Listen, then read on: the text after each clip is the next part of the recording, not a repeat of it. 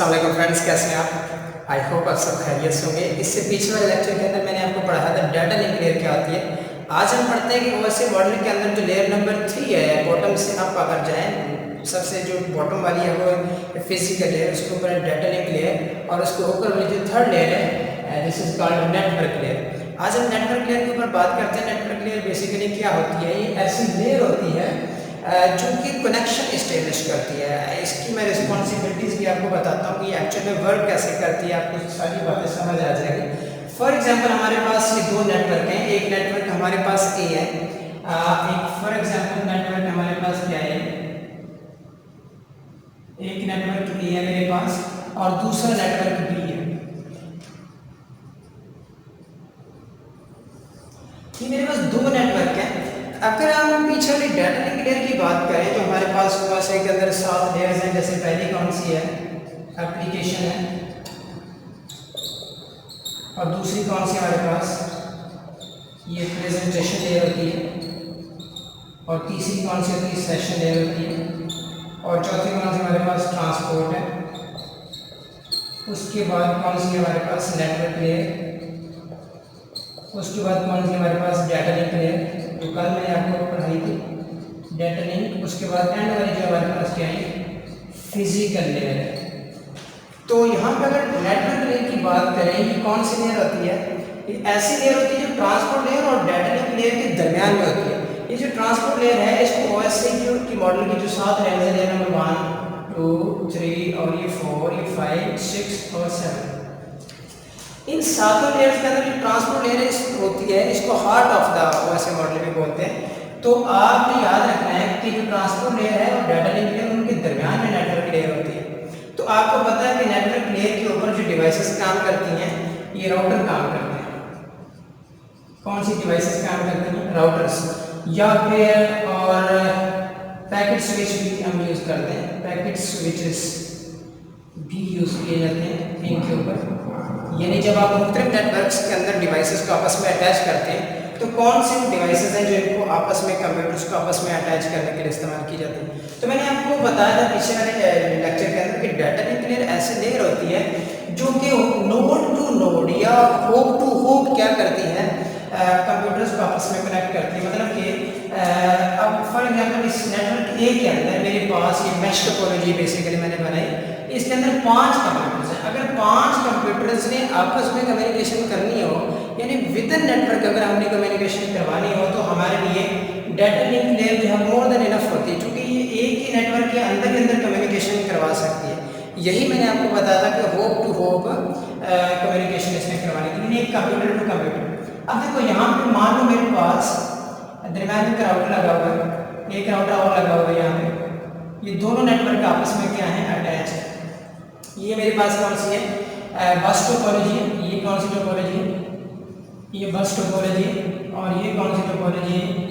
Mesh topology. ये mesh topology और बस टोपोलॉजी आपस में कनेक्टेड है, दो नेटवर्क हैं।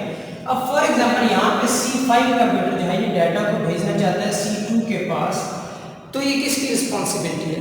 एक्चुअल में इसको बोलते हैं सोर्स टू डेस्टिनेशन, एड्रेस को भेजना या सोर्स टू डेस्टिनेशन, आपने डाटा को भेजना है, इन्फॉर्मेशन को भेजना है। तो ये हम नेटवर्क के ऊपर वाली जो लेयर है, ट्रांसपोर्ट लेयर है, इसके अंदर बात करेंगे कि ट्रांसपोर्ट लेयर कैसे सोर्स टू डेस्टिनेशन डाटा को डायरेक्ट भेजती है। लेकिन फिलहाल हमें एक स्टेप नीचे है नेटवर्क लेयर के ऊपर। तो नेटवर्क लेयर के अंदर ये कैसे काम करती है?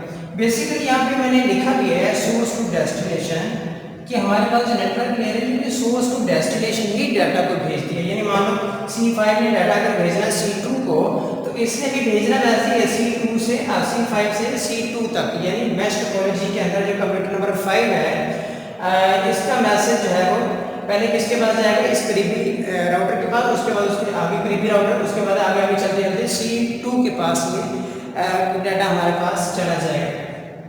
लेकिन याद रहे बात कि यहाँ पे हमारे पास इसके अंदर होस्ट टू डेस्टिनेशन डाटा जब जाता है, तो बस टोपोलॉजी के अंदर मैनी कंप्यूटर्स हो सकते हैं, ये किसी भी नेटवर्क के अंदर मैनी कंप्यूटर्स हो सकते हैं।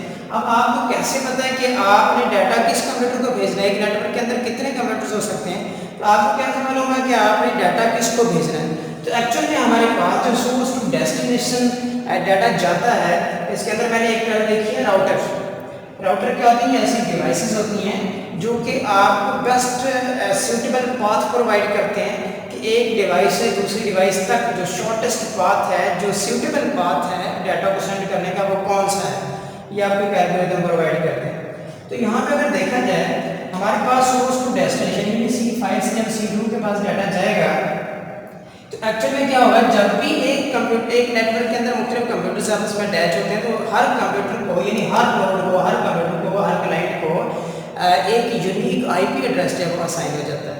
तो क्या होगा, मेरे पास ये होस्ट टू होस्ट डाटा कैसे पहुंचेगा C2 के पास, उसके IP एड्रेस के थ्रू।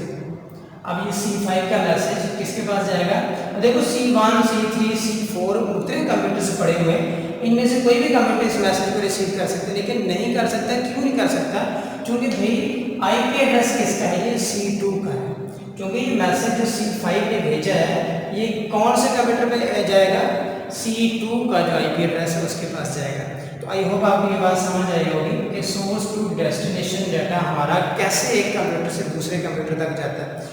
यहाँ तक आई होप आपको बात समझ आ रही होगी। उसके बाद अगर हम बात करें, आज देखो मैं आपको इसी थोड़ा बता देता हूँ, ये जो हमारे पास अपने लॉजिकल एड्रेस की बात की या IP एड्रेस की बात की है, बेसिकली IP एड्रेस को हम क्या बोलते हैं? लॉजिकल एड्रेस बोलते हैं। लॉजिकल एड्रेस बेसिकली क्या होता है? ये 48 बिट्स का एड्रेस होता है जिसके 2 पार्ट्स होते हैं।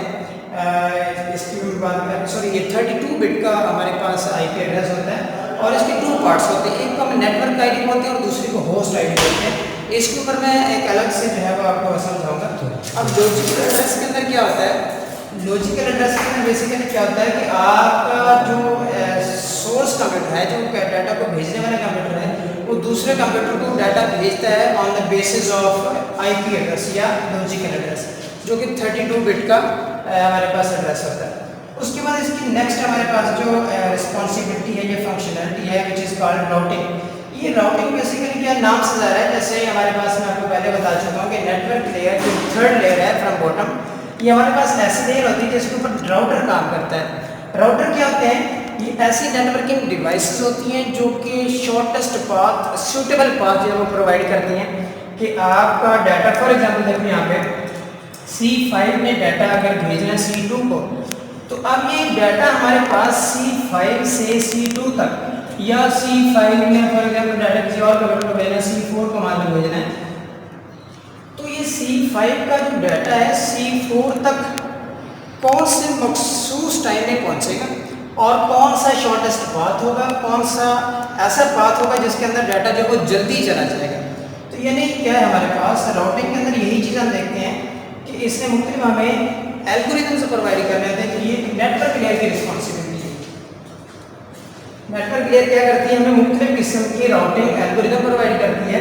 राउटिंग इंफॉर्मेशन प्रोटोकॉल, इसी तरह ओपन शॉर्टेस्ट पाथ हमारे पास फर्स्ट, ये हमारे पास मुख्तलिफ किस्म के एल्गोरिथम्स हैं जो कि हमें नेटवर्क लेयर जो है वो प्रोवाइड करती है ताकि एक डिवाइस से दूसरी डिवाइस तक डाटा जो है वो फास्टेस्ट वे से और शॉर्टेस्ट पाथ से जो है हमारे पास डाटा जो है वो एक नेटवर्क से दूसरे नेटवर्क में एक स्पेसिफिक कंप्यूटर जिसका डाटा है उस कंप्यूटर तक वो डाटा जो है वो पहुँच जाए।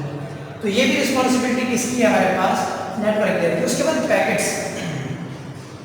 अब देखो ट्रांसपोर्ट लेयर के अंदर जो हमारे पास डाटा होता है वो सेगमेंट्स में होता है। ट्रांसपोर्ट लेयर में डाटा किस में होता है? सेगमेंट्स में होता है। इसी तरह हमारे पास जो नेटवर्क लेयर होती है इसके अंदर जो डाटा होता है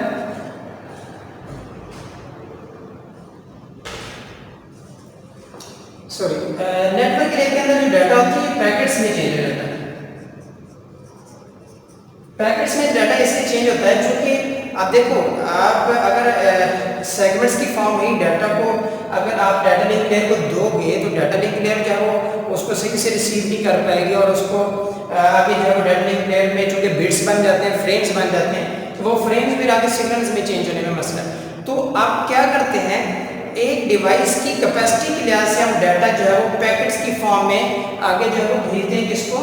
डाटा लिंक लेयर को। डाटा लिंक लेयर के अंदर वो आगे जाकर फ्रेम्स में चेंज होता है और डाटा लिंक लेयर के बाद फिजिकल लेयर पे जाकर वो सिग्नल्स में चेंज हो जाता है। तो बिल्कुल यहाँ पे हमारे पास पैकेट्स में डाटा इसलिए चेंज होता है ताकि एक कंप्यूटर से दूसरे कंप्यूटर तक डाटा जो है वो आसानी से जो है वो ट्रांसमिट हो सके in the form of packets. छोटे छोटे उसके सेगमेंट्स बन के पैकेट्स बनते हैं। उसके बाद एक कंजेशन कंट्रोल। कंजेशन कंट्रोल का मतलब ये है कि एट अ टाइम पे मान लो जैसे फॉर एग्जांपल मैं क्लास को पढ़ा रहा हूँ, एट अ टाइम पे मुख्तलिफ स्टूडेंट्स मुझे एट अ टाइम पे मुझे मुख्तलिफ सवाल पूछ रहे हैं, तो मुझे किसी की समझ नहीं आएगी। तो खैर कंजेशन कंट्रोल अगर नेटवर्क लेयर के अंदर बात की जाए तो ये ऐसा होता है कि अगर मुख्तलिफ कंप्यूटर्स जो हैं वो एट अ टाइम पे सर्वर्स को रिक्वेस्ट करते हैं, तो सर्वर में भी पॉसिबल कि हैंग हो जाए, बैंग हो सकता है। तो उस टाइम पे फिर नेटवर्क लेयर ऐसी लेयर होती है जो क्या करती है, कंजेशन को कंट्रोल करती है, उसको मैनेज करती है और डाटा को सबको पहुंचाती है। जितने भी क्लाइंट्स रिक्वेस्ट कर रहे होते हैं सर्वर को, उन सबको डाटा जो है वो पहुंचाने की रिस्पॉन्सिबल होती है। तो आई होप आपको ये समझ आया होगा नेटवर्क लेयर क्या होती है, इसके पॉइंट्स क्या क्या हैं, ये मैंने आपको बताया। तो आज का लेक्चर अगर आपको ये समझ आए तो आप इसको लाइक कीजिए, शेयर कीजिए। Thank you so much. Life.